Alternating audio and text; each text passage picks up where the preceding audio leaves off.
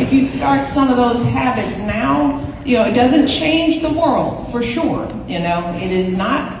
Voting still matters. But in the meantime, not partying every night of the week, thinking that you're going to wake up in a good mood, that helps too. But I think you're right. Like, not only does it, you said it doesn't matter for voting, it doesn't matter for, I think it does, right? You take care of your body, you're gonna have the bandwidth and the resilience to fight, whether that's fighting at the voting booth or fighting in other ways. And you also channeled something else that I often talk to my students about. We mentioned gratitude, right? And gratitude is really changing your thought patterns. It's noticing the delightful stuff and trying to move away from the negative stuff.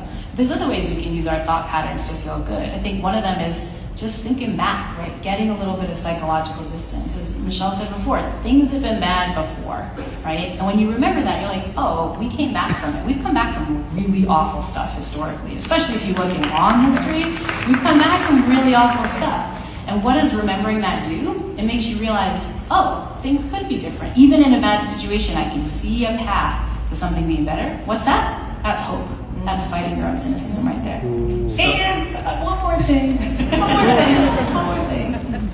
For young people out there, I just encourage us all to sort of right-size our happiness meter. Yes. And take a little pressure off of ourselves and not to measure joy and happiness by the wrong things. And let me tell you, look, we are successful, we got degrees, we make money, there's nothing wrong with that at all, but I will guarantee you that having stuff or money or fame, all the things that right now seem to be so important, extolling the virtues of how much stuff you get, in my experience, that really, truly is not the key to happiness. And finding out what your purpose is, who you are helping and why, over how much money you have in your bank account, truly, I know a whole lot of these billionaires